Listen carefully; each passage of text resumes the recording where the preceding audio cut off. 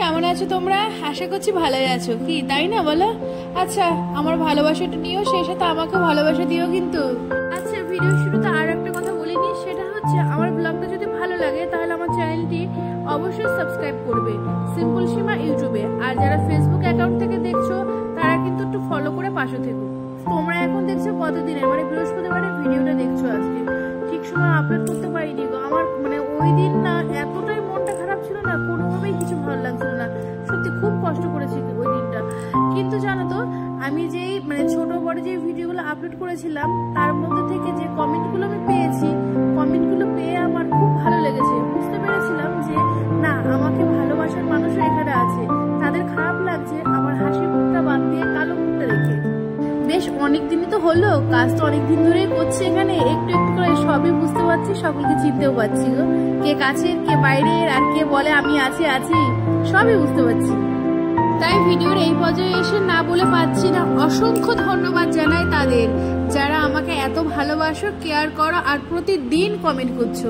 আর যারা নতুন তাদের প্রত্যেককে জানাই আমার চ্যানেলে স্বাগত। তারপরে দেখো, সন্ধ্যা থেকে হাওয়া পরিবর্তন হয়েছে। Good evening.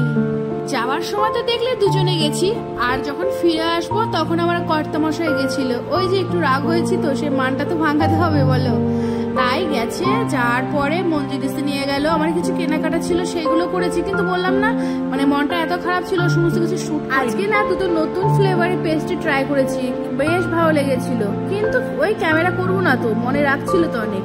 তারপরে বাড়ি আসলাম, বাড়ি আসার পরে আবার প্ল্যান পরিবর্তন হলো। ও বললো চলো এসি দেখে আসি। তুমি কবে থেকে বলছো এসি নাও এসি নাও? ওই যে বললাম না, মান ভাঙাবে তো, কি করবে ঠিক পাচ্ছি না, বুঝলে?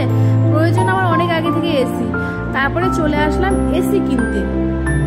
বাড়িতে আবার সন্ধ্যার সময় ভাই এসেছে, ভাইয়ের কাছে মেয়েটাকে রেখে আসলাম, অকারণে নিয়ে আসবো। তাছাড়া কি বলতো, ওর যেহেতু মর্নিং স্কুল, তো রাত্রে এদিক ওদিকে সময় কাটালে একটু অসুবিধা হয়ে যায়, সকাল সকাল উঠতে অসুবিধা হবে, পড়াগুলো আছে। আর এই দেখো, এখানে এসে আমি ঠিকঠাক করে ক্যামেরা করতে পারছিলাম না, এখানে ক্যামেরা করা অ্যালাউ নেই। আমরা এসেছিলাম চাকদাতে, কোসলা শোরুম আছে ওখানে, এর আগে আমি এখান থেকে কুচিটা নিয়েছি। এখন প্রায় 8টা মতো বাজে, খুব একটা ভিড় ভাট্টা নেই, আর ফাঁকা যেহেতু প্রত্যেকটা স্টাফ হা করে তাকিয়ে আছে, আর আমি কিছুতেই ক্যামেরা করতে পারছি না। আর এই দেখো, বেরিয়ে গেছি, তারপরে একটু ক্যামেরা করলাম। ওই বললাম না, যেই ঢুকবো সকলে হা করে তাকিয়ে আছে, আর কিছুতেই ক্যামেরাটা অন করতে পারলাম না। তাছাড়া কি বলতো, আমি না একটু পাবলিক প্লেসে ক্যামেরা করতে অস্বস্তি ফিলই করি, তবুও চেষ্টা করি যতটা সম্ভব তোলার আর ততটাই শেয়ার করা। এখানে মোটামুটি পছন্দ হলো, বাজেটটাও জেনে নিলাম, সমস্ত কিছু যা যা জানার ছিল জানলাম, কিন্তু বললাম আগেই সিদ্ধান্ত মানে দুজনেই করলাম না, বললাম দাঁড়াও একটু এদিক ওদিকে ফোন করে নিই, জেনে নিই তারপরে। আর তোমাদের দাদা তো ফোন করা শুরু করে দিল, ওর অফিসে অনেকেই স্টাফ আছে, আর প্রত্যেকে এবার তো একটু বেশি এসি নিয়েছে। তারপরে চাকদার হাই রোডের দিকে মানে কিছুটা এগিয়েই আর একটা শোরুম আছে, সেখানে গেলাম। সেখানে গিয়ে দেখলাম এখানে আবার কালেকশনটা কম, মানে এখানে পছন্দ হয়েছিল, কোম্পানিগুলো পছন্দ, কিন্তু মানে আমার ঘর তুলনায় না এসির সাইজগুলো বড়, তো একটা দেখার তো একটা সৌন্দর্যের ব্যাপার তো আছে না। তারপরে বললাম না, এখান থেকে নেবো না, এর আগে যে কোসলা যেখানে গেছিলাম ওখান থেকেই চলো অর্ডার করে বাড়ি যাই, ওখানে মডেলগুলো ভালো লাগে। কিন্তু এখানে এসে আমার ভীষণ ভালো লেগেছিল কি দেখতে জানো তো, ওই মাইক্রো ওভেনগুলো দেখতে। আমার মাইক্রো ওভেন নেই, আমি একটা মাইক্রো ওভেন নেবো।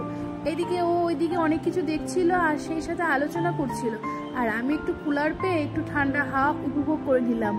আর হাওয়াটা যখন পেলাম ভাবলাম তাহলে মাথার চুলগুলো তো এলোমেলো হয়ে আছে, চুলটাও একটু সেটিং করে নিই। কি বলো, ঠিক করেছি না বলো? আর তোমাদের কার কার ভালো লাগে কুলারে হাওয়া খেতে? আর এইদিকে না বাইকে চলাফেরা করলে, আর আমার কর্তা এতটাই জোরে গাড়ি চালায় না, চুল মুখের কি যে অবস্থা হয় না, আর এমনি মুখটা এমনিই ভালো নেই। ভাবছি বুঝলে, অনেকদিন স্কিন ট্রিটমেন্ট করা হয় না, না স্কিনের ডাক্তার দেখাবো না পার্লারে যাব, কিছু একটু ট্রিটমেন্ট নিতেই হবে, চেহারা মন সবকিছুর মধ্যে মরচে পড়ে গেছে। এবার আমরা বাড়ির উদ্দেশ্যে বেরিয়ে গেছি, আর ফেরার পথে আগে আবার সেই কোসলা শোরুমে গেছিলাম, ওখানে অর্ডার করে আসলাম। তারপরে বললো আমার না কিছু কিনতে হবে, তখন আবার স্টাইল বাজারে ঢুকলাম। আর স্টাইল বাজারে ঢুকে এই দেখো, এই প্যান্ট একটা নেওয়া হয়েছে, আর এই প্যান্ট একটা তোমাদের দাদার জন্য নিলাম, আর দুটো শার্ট নেওয়া হয়েছে। সমস্ত কিছু না ক্যামেরা করতে পারিনি, এই সমস্ত কিছুই আমার প্ল্যান মাফিক চলেনি আজকে, এই কারণে আমি ঠিকঠাক করে শ্যুট করতে পারিনি। আমার যেটা মন ভালো থাকে আর আমি যেটা পরিকল্পনা করিনি আগে থেকে, তাহলে আমি শ্যুটটা খুব ভালো করি। তারপরে আবার ভাবলাম যখন এসেছি তাহলে আমার জন্য কিছু একটা নেব। এই গরমে না একটু ঘুরতে যাওয়ার প্ল্যান হয়েছে, দেখি সামনের মাসে কোথাও না কোথায় যাবো গো। আর সেটা কোথায় যাব জানতে গেলে চোখ রাখতে হবে ভিডিওতে। শেষমেশ চাকদার স্টাইল বাজারে আমার জন্য আর কিছু কেনাকাটা হলো না, আমার কর্তার জন্য হয়েছে, ওর জন্য কিনে এবার বাড়ির দিকে। কিন্তু ভীষণ খিদে পেয়েছে গো, খিদে তো ভালোই পেয়ে গেছে, 9:45 বেজে গেছে এখন। আর একটু ওই কালীগঞ্জ বাজারেও কাজ আছে। তারপরে বললাম এখন তাহলে আর করবো না, আর মানে বিরিয়ানি খাবো না। বিরিয়ানি খাওয়ার প্ল্যান ছিল কিন্তু বললাম না, খাবো না। বাড়িতে গিয়ে যেহেতু রান্না করতে হবে, ভাই আছে, দেওর আছে, সবাই আছে, ওদের জন্য খাবার করতে হবে। তাহলে আমার জন্য এক খাটনি করতেই হবে। তাহলে এক কাজ করি, আর দেরি করবো না, রাত হয়ে গেছে, এগরোল নিয়ে নিই। এগরোলটা খেতে খেতে দুজনে চলে যাব। আর আমাদের দুজনের একটা এগরোলেই যথেষ্ট। আমার আবার মানে খাবার খাবো কিন্তু অতিরিক্ত পরিমাণে খেতে পছন্দ করি না, কিন্তু হ্যাঁ অনেক টাইপের খাবার খেতে ভালোবাসি। তারপরে কালীগঞ্জে পৌঁছে গেলাম। কালীগঞ্জে এসে মুদিখানার দোকানে তোমাদের দাদা একটু মাল নিচ্ছে, আর আমি দাঁড়িয়ে একটু ক্যামেরা করলাম। আর এখন এই দেখো বলতে বলতে বাড়ি চলে এসেছি। কালীগঞ্জ বাজার থেকে আমার বাড়ি তো অল্প একটু। যাক, শেষমেশ বাড়ি পৌঁছে গেলাম। এবার রান্না বাড়া করবো, তাহলে এবার ফ্রেশ হই আর নিজের কাজগুলো শুরু করে দিই। আচ্ছা, ভিডিওটা কেমন লাগলো কমেন্ট করে জানিও, কিন্তু অপেক্ষায় রইলাম। তোমাদের সুন্দর সুন্দর কমেন্ট পড়তে খুব ভালো লাগে। টাটা, আবার দেখা হবে খুবই শীঘ্রই।